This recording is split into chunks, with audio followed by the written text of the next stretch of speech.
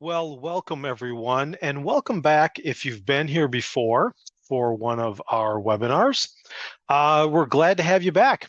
While we're giving everyone just a moment to get in and get settled, please feel free to share with us where you're joining us from in the chat section. And before we dive in here, I'm going to cover just a few housekeeping items as we are allowing people to just get in and get settled. Okay, while you are definitely welcome to take notes today, if you'd like, be aware that this webinar will be recorded and a link to the video, as well as the resources that we share within the presentation, will be sent out within about a week to the email address that you use to register for today's event. Please note that this presentation has been pre-recorded, but the Q&A portion following the presentation will be live with one of our career experts from FlexJobs joining you then. If you do have a question, please go ahead and put that in the Q&A section of Big Marker and not the chat section. This really helps us to keep track of the questions all in one place.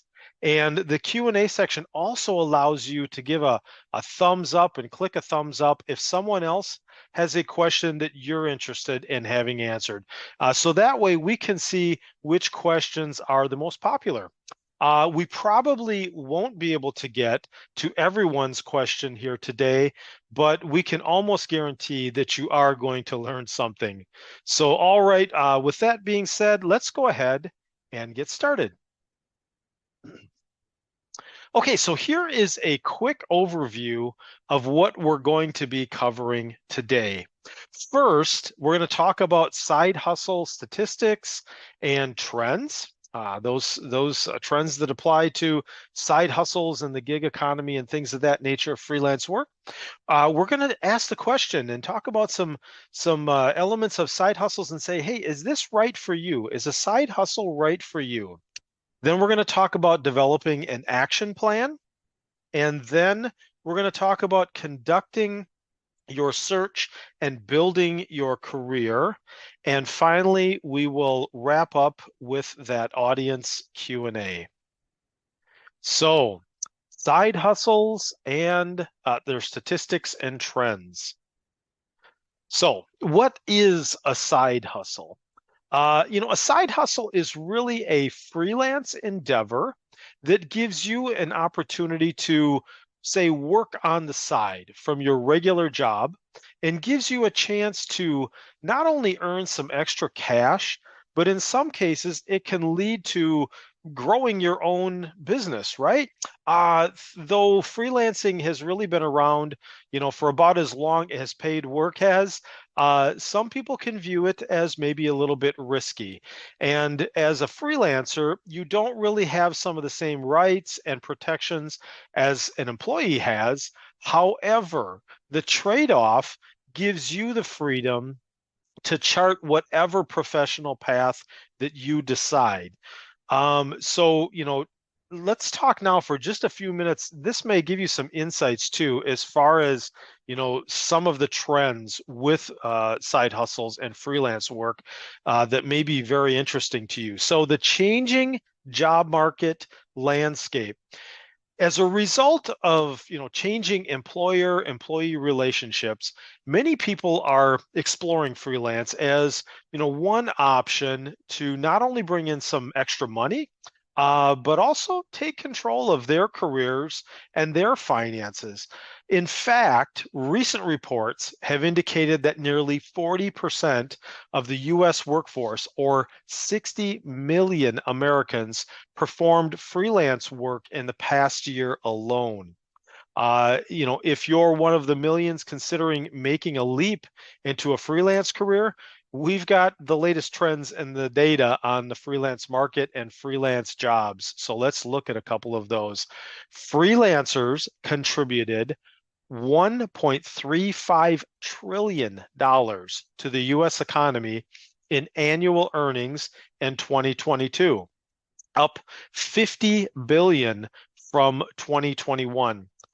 Perceptions of freelance and freelance work continue to shift, with nearly 3/4 of freelancers, in other words, 73%, say that the perceptions of freelancing as a career are becoming more positive, and that's up from 68% in 2021.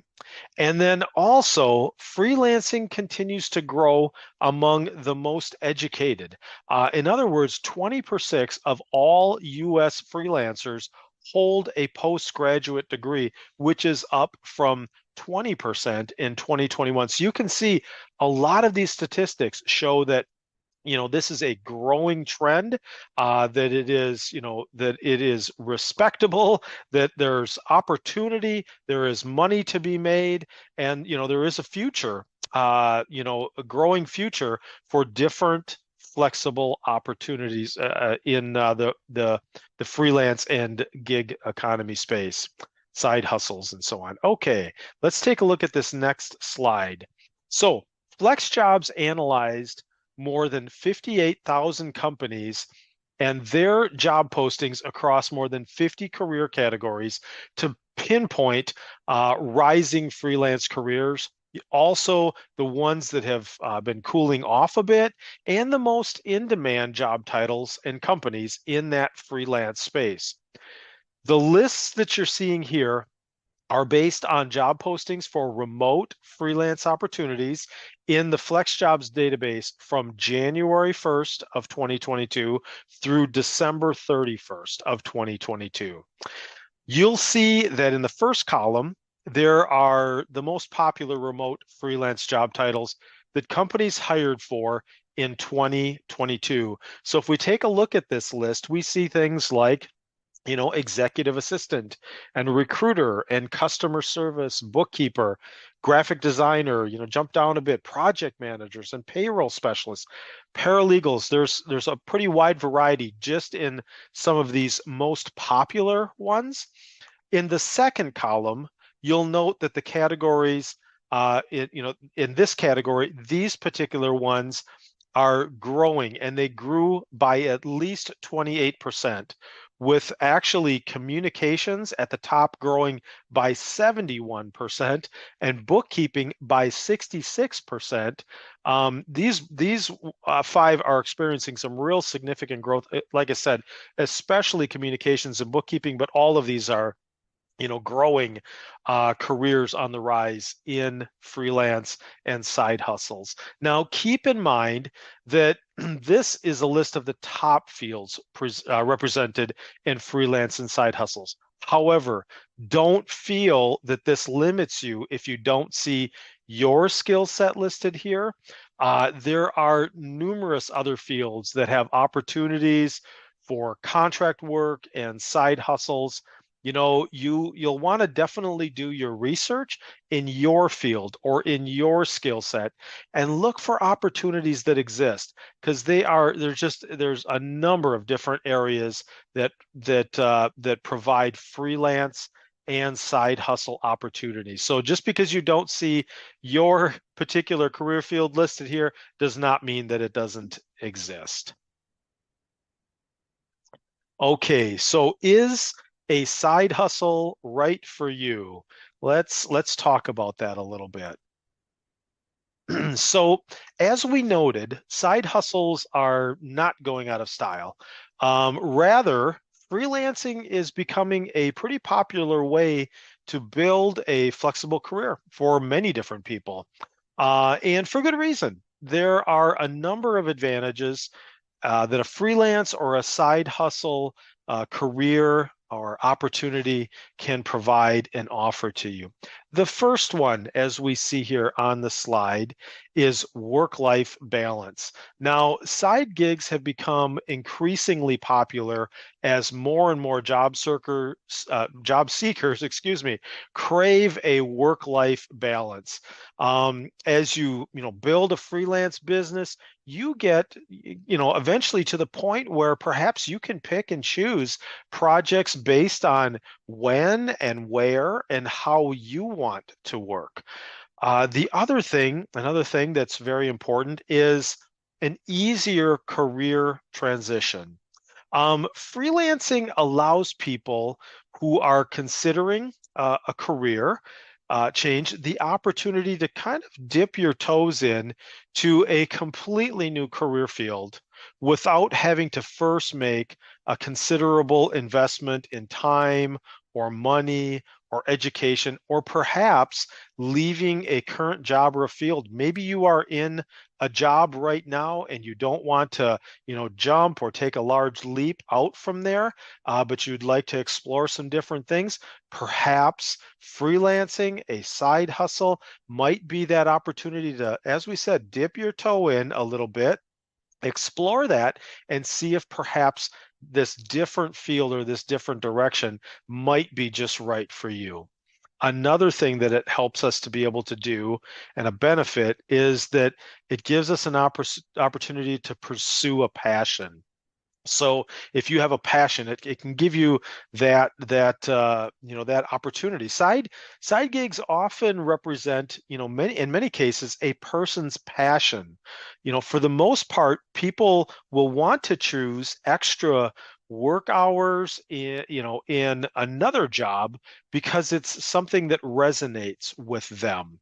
So a side gig can help someone find a creative outlet that they haven't really been able to develop into a full-time career at this point, while they're bringing in some extra cash. And so perhaps over time, as you're pursuing that passion, and you're getting an opportunity to explore those different creative outlets, that this may turn into perhaps a full-time career for you. And then portability. For some job seekers, freelancing is kind of the ultimate freedom, let's just say.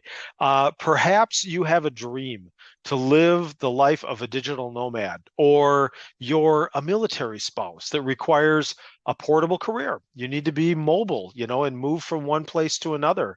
Or perhaps just a number of other life dynamics, right? That might make something very, a portable career very enticing, very interesting, very appealing. Well, with a freelance career, there are often no geographical limitations. Regardless of whether or not you need to travel, and regardless of whether it's maybe for a week or for a few years, taking your career with you wherever you go enables you to kind of build momentum toward your long-term career goals. So, staying organized and focused throughout your search is really, it's extremely important. And so having some plan and having some pieces in place is really going to help you. So let's talk a little bit about developing an action plan.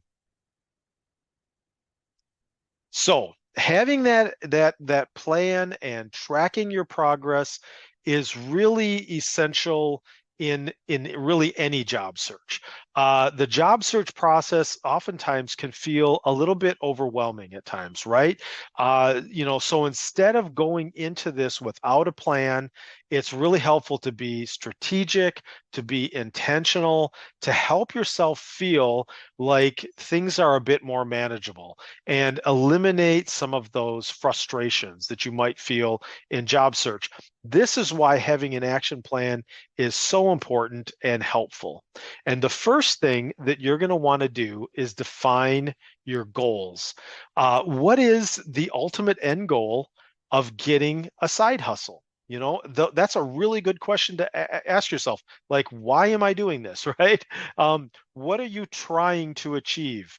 Is it purely to earn some extra cash and make ends meet, just to help make ends meet in the budget? Or is this something that you would like to develop perhaps into a full-time, long-term career at some point?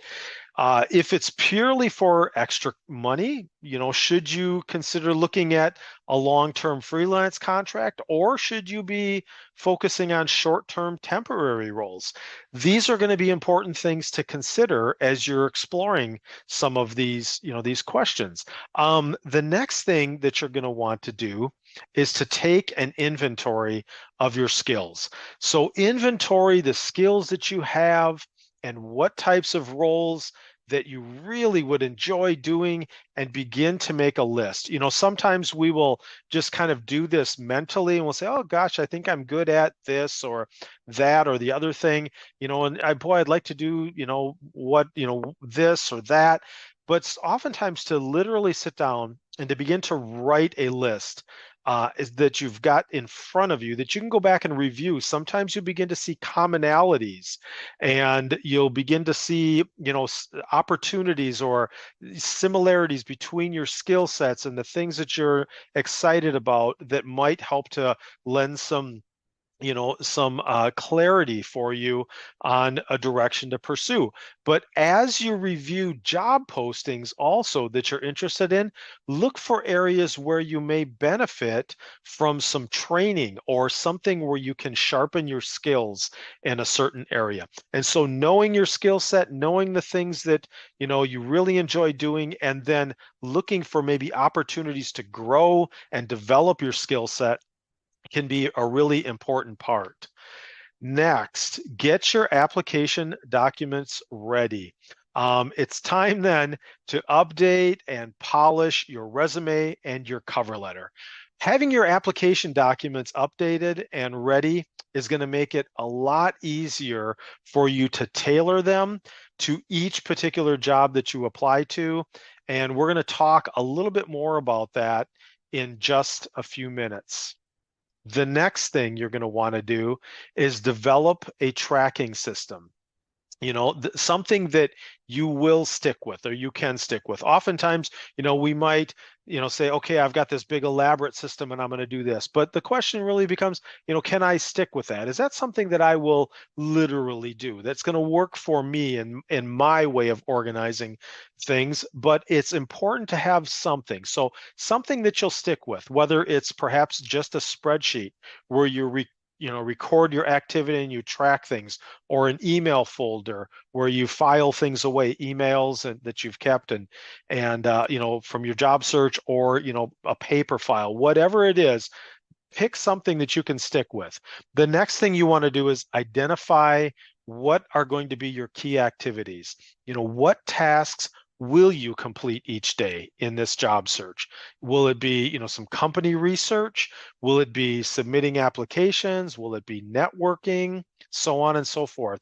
And then set realistic goals for each day. In other words, I'm going to complete one application today, and I'm going to add one networking contact, or I'm going to reach out to one or two people and let them know that I'm searching, or I'm going to make a contact of some sort, or I'm going to complete research on one company each day, something like that, something that's reasonable, that you can stick with and that you can do, is going to be very helpful. Now, we aren't just tracking our progress to make sure that we'll keep moving forward, but we're also doing this to calm ourselves when we think, like nothing is happening, right? We can get into that place where we're thinking, my goodness, nothing seems to be moving forward. Job search always takes longer than we might think, or often takes longer than we might think. And it's important to realize that, about 8.3% of the time, the probability of getting, is the probability of getting a job interview from one application. So what does that mean? It means that really on average, it takes about 10 to 20 applications just to get one interview. And those are quality applications, right? Focused applications, that type of thing. So it's crucial to keep things in perspective, to have a tracking system, to see that you are doing stuff, that you're making some progress, that there is, some traction. And doing these sorts of things, especially when it, can take time to get some interviews, keeps things in perspective. It keeps you from becoming discouraged and avoiding all of that, and keeps you feeling as though that you are making some progress, even when things might not feel as though they're moving as fast as you would like them to. Okay, so let's talk about conducting your search.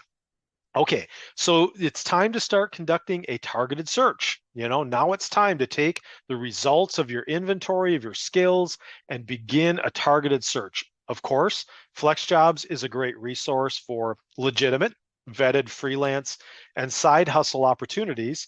But when you are searching, you're going to want to research using keywords. Remember, not only using titles of positions that you're interested in, but also keywords of skills and functions that you enjoy. And that's part of the reason that that list is important. Searching by titles only may limit you in your search results, and searching by function and tasks and skill sets and things of that nature that you love to do may open up opportunities that you would have never thought to search for by title alone.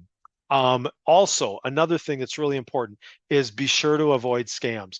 Scams are an unfortunate but very real part of the flexible and freelance job search. Things that seem to be too good to be true, or vague job descriptions, or sense of urgency, or grammatical errors, immediate offers, things like that can be indicators that you might have stumbled across a scam. You'll just want to be careful, right?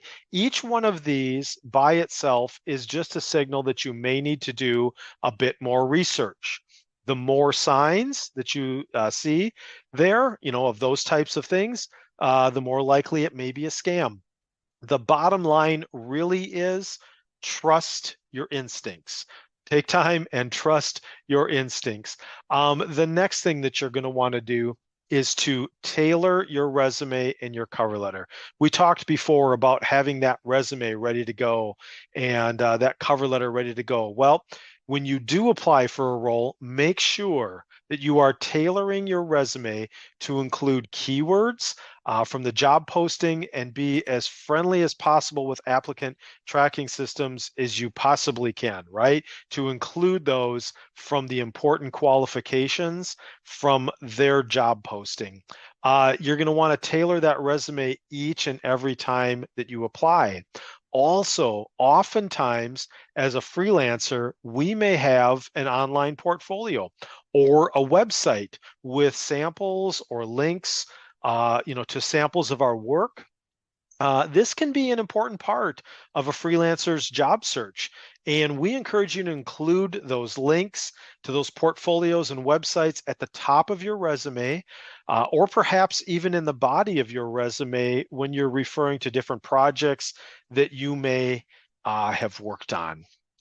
Okay, and then finding a side hustle and building your career. So, the first thing we want to talk about here is network and make use of social media. Networking can be crucial in your job search. Good old-fashioned grassroots networking still works and can be a powerful tool in job search. Don't be quiet about your job search. Take, time to talk to friends and family and neighbors and, your professional network. Let them know that you're searching and open for opportunities. Make use of LinkedIn to connect with people and look for opportunities for informational interviews. What's an informational interview? Well, essentially, it's you reaching out to someone in your desired field who's already doing what you want to do, and ask them, hey, can I interview you? Can I talk to you briefly about what you're doing and learn from you? These individuals can be a great source of information in your search. Ask them about their career journey and how did they get there. Ask what they like about it and what they don't like and what surprised them about the job. All of this information can be great insights for you. Ensure that your LinkedIn profile and your social media listings reflect your freelance status. Let it be known that you're looking for work, and you might be pleasantly surprised at the number of responses you receive. Ensure that your profiles are complete, that they're filled out, and that they're kept up to date. Freelance job boards are another thing. While you're hunting down these leads, Take time to research different freelance job boards. Of course, FlexJobs, is one source. There are other good sources out there too, that have good opportunities on different job boards for freelancing and side gigs and side hustles. And you can check those out as well. Of course, just make sure that the positions that you're vetting them, as well. So you vet those positions and make sure that they are good and look right for you. The other thing, company websites. Many companies are listing freelance roles that they've got available in their career section. So go to companies, in particular companies that interest you, and take time to explore their open positions that they've got listed on their website. You might find something that you really like. Then pitching your services. Now, many people can be uncomfortable with the idea of pitching their services directly to a company. However, with a little practice, it can be a great way to show your initiative and at times land a position. It's also important to note that, if you are directly pitching your services to a company, that you may not have as much competition as if you were applying to a posted job. It can be really easy in today's internet heavy world to forget about the power of reaching out in person. Suppose you're, say, a web developer looking to grow your portfolio. Explore, the web presence of local businesses and then approach them with a proposal for your services. Perhaps they've held off due to, lack of time, or maybe they're assuming the rates might be too high or something of that nature. You might find that an in-person meeting is a really powerful pitch in a world that's just full of just emails, right? And then you can maybe make some real traction by doing something in person. The next thing, build your brand. Your brand is really your public business image and how you portray that to others. To identify and create your personal brand, ask yourself, what motivates you to get up in the morning? Why are you unique? What passions do you have? As you start to answer some of these questions, you can use these points to mold your brand and help you identify your unique value proposition. What is it about you that other people should know and focus on? Then it's time to make sure that your public image reflects this brand. Incorporate these skills and passions not only in your resume and your cover letter, but also make sure that your social media reflects these facts, that you are, somebody who knows your industry and you have a unique expertise. The key is really know your niche and stand out in that. And last but not least, showcase your expertise. One of the ways to do this, as we've talked about a bit, is an engaging portfolio website. So create a simple website that supports your personal branding, highlight your personality and your specialties, and ensure that managers and business owners can quickly see examples of your expertise, your skills, your successes, and assess how you might be a fit in their organization. Okay, so some action steps. First of all, consider if a side hustle is right for you and your situation. The next thing you're going to want to do is define your goals and get an action plan in place. Get that plan in place. Number 3, conduct a focused search. And number 4, focus on communicating a clear brand. Okay, well, it is time for the Q&A. We're going to step into that in just a minute. As a reminder, a copy of the recording, as well as the resources presented, will be emailed to you within about the next week. Be sure to check your spam folder, just in case if you don't see it. For even more tips, tricks, and resources, we recommend that you go to flexjobs.com/blog, where you're going to find a vast amount of resources and articles and webinars and things of that nature. Now let's open it up to our Q&A. And remember to put your questions into the Q&A box and give a thumbs up to anybody's question that you would like answered as well, so we know which ones are the most popular. Now let's go to our Q&A. Okay, well, hello everyone. This is Doug, and I'm back with you for this portion uh, of the webinar today for the Q&A portion. If you could just throw a hi, Doug. Oh, I already got somebody in there saying hi, Doug, in the chat. Thanks so much. Appreciate that. Well, good. Let's jump over to the Q&A, folks, and take a look at some of these questions that have been coming in and see what else we can learn today. First question, if you freelance, how do you include that on your resume? Well, I tell you what, this is the very first step of approaching that topic of how do I include that on the resume, is you need to shift your focus to a mentality that this is a legitimate job, that these skills are valid, that you are doing work. You're not just um, avoiding work or avoiding a job or doing something that doesn't matter. People that work freelance and contract roles, those are legitimate jobs. Even though the business structure of how you get paid and how you pay taxes may be different, that is legitimate work. And you need to think of it in those terms, because if you think of it less than that, that's going to go into your mentality as you approach your resume. And you definitely don't want to do that. So when you are listing a position on your resume that is freelance or contract in nature, first approach it that way. It's a legitimate job. And then give yourself a company title. If your name is Jones, it may be, Jones website development, or if you're a website developer, or Smith accounting services, or whatever it is that you may have been doing in the past that is freelance. If it's administrative work or whatnot, give yourself a company name that you can go by, or whatever that might be, just so it looks official. Or even if you don't include your name in there, it doesn't matter. You're not being deceiving by including that as a legitimate business, because you are a business, you are a freelancer or a contract worker. The other thing too is, of course, include a title after that. And here's the thing that you've got as a freelance worker that's a little bit of an advantage, is that you can adapt your title to be very applicable, as long as it's honest, that's reflecting something that you have done or do or are doing, right?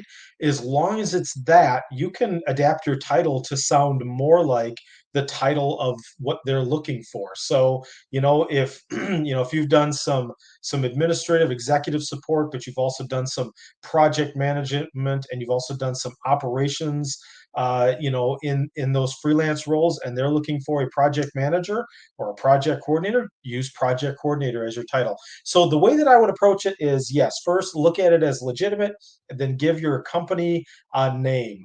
Name it so it looks official, and then of course your title, and then several bullets after that within your resume to discuss the things that you've accomplished and the impact that you've had as you've been working with different people. You can also, if there are several key clients, you might break that out underneath your company name and company title, and just put something like key clients, and then a bullet for each one saying, whatever the client's name, handled this, managed that, established these procedures, and did this project or whatever.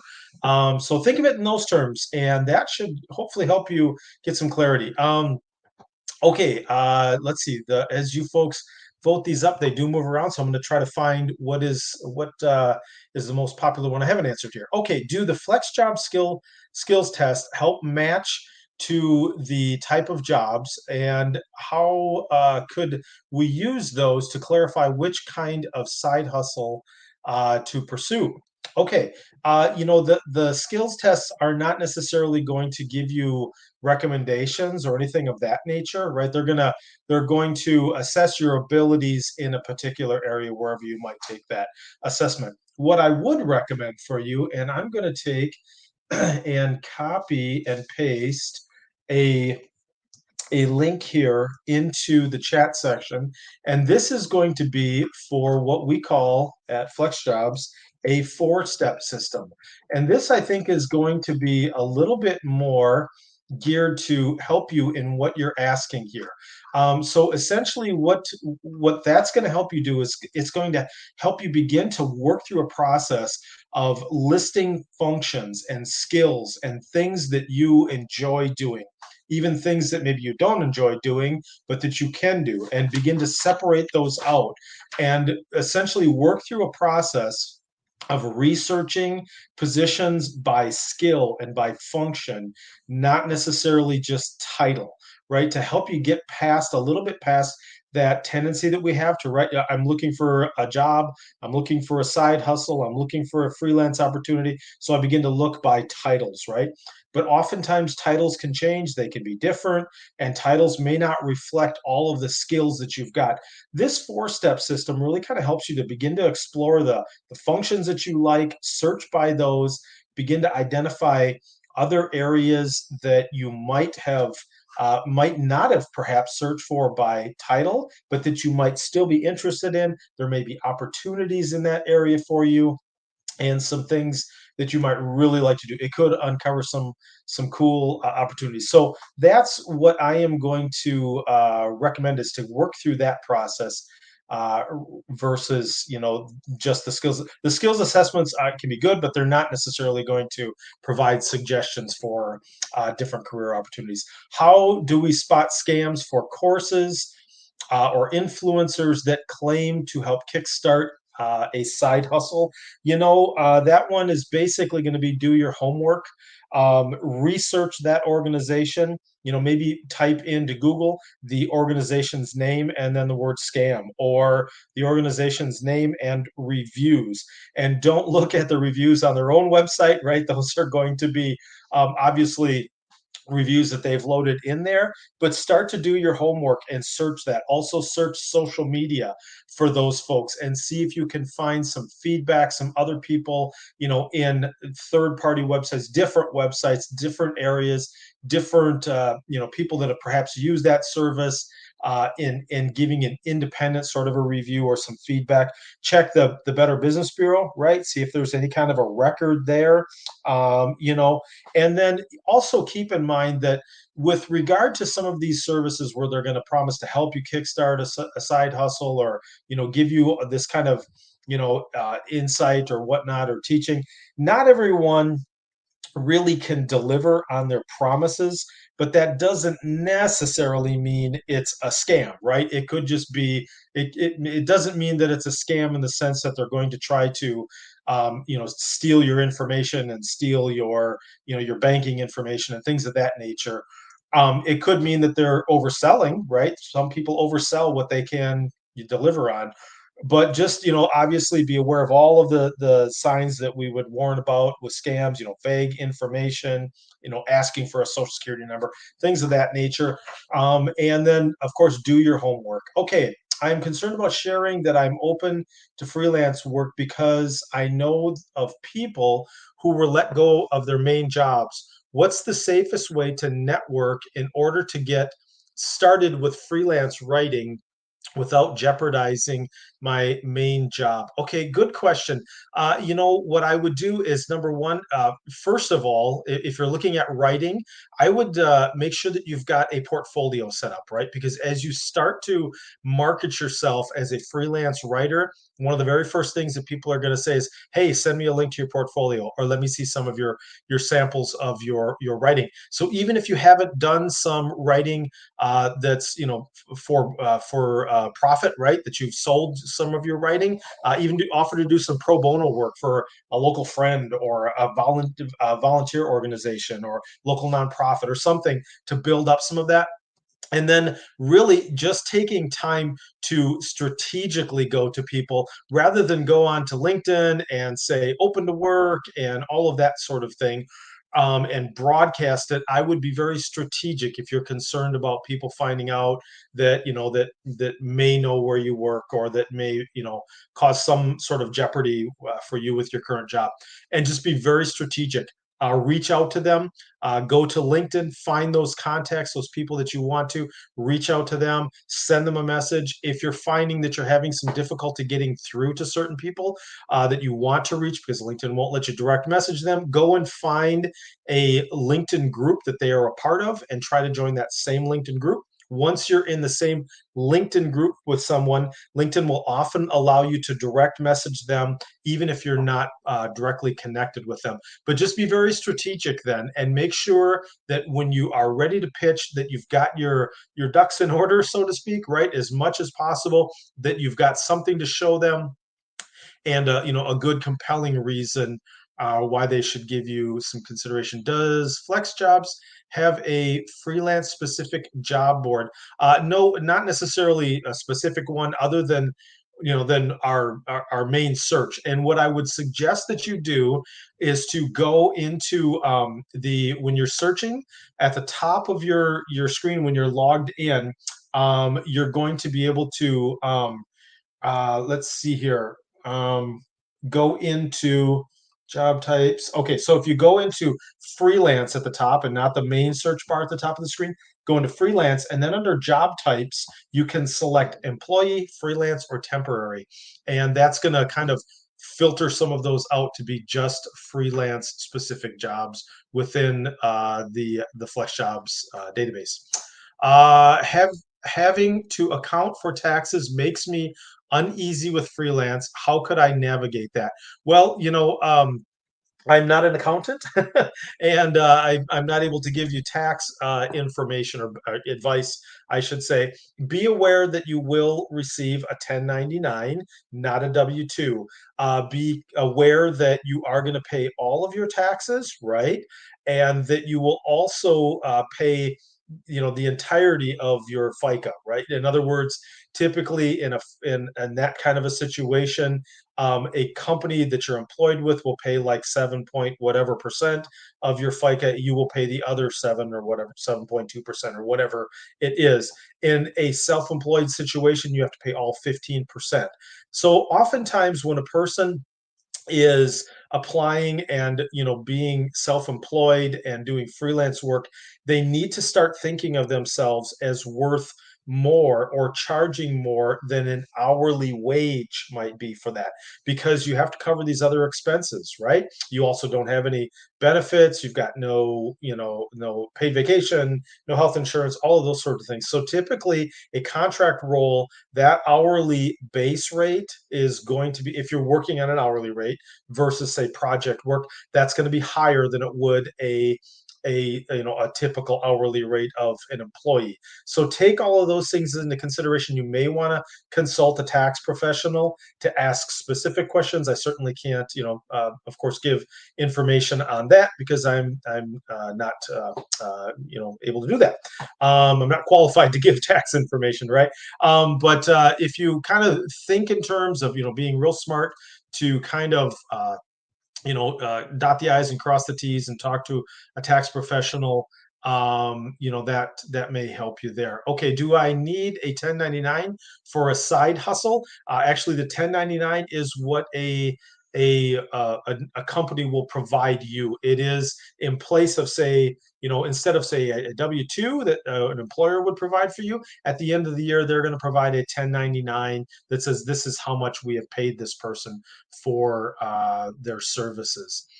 If you discuss the side hustle in an interview, would the prospective employer look at it negatively, thinking that you would spend more time focusing on this instead of your job you're interviewing for? Okay, I guess the first question really is, do you need to talk to them about that, right?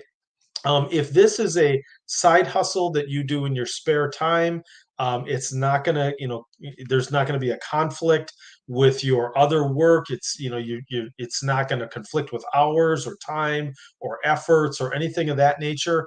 You're not going to, you don't foresee yourself having to ask off of time for this work that you're interviewing for in order to, go on a business trip for this side hustle that you've got.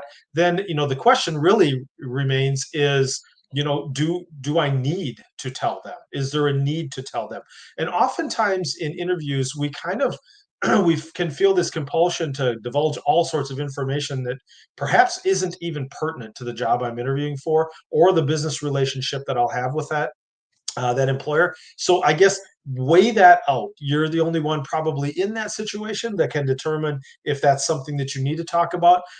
It could, in some cases, some people may view it as, oh my goodness, I got this other business. What if that takes off and they leave me, right? That could be, a possibility.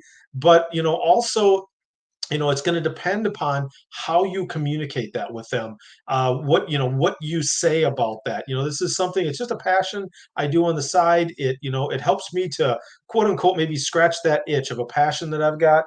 I'm really excited about this particular position that I'm applying to, and I see this as my future, and I see this particular role as something that I really want to give my time to, and all that sort of thing. So if you do feel that you have to communicate that to them, it's going to be determined kind of how you portray that in your interview and answer those particular questions, and how you describe it. Okay, we are at our time. You know what? There's this one question here. What are the sources for the statistics? I did pull up a article. It's in Forbes, and I think this one has a lot of the stats that we were quoting in the webinar. So I'm going to paste this into the chat if you folks want to grab that. Here out of there. It's a Forbes article. How and why freelance workforce is setting new records. The freelance workforce. So you can find that in there, and that should help to answer some of that question about where those stats came from. Okay, folks, we are at our time. It's been good to be with you today and be a part of the Q&A with you. As always, we just want to thank you for being a part of these webinars here at FlexJobs. Also, want to remind you that a copy of this particular webinar, along with the resources included in today's webinar, will be emailed to you at the email address that you used to register for today's event. That should be out to you in about a week's time. If you don't see it in your inbox, check your spam folder. Sometimes they can end up in there. Otherwise, on behalf of FlexJobs, I just want to extend a thank you for being here. All the best to you in your career search, and you guys have a great day, folks. Bye now.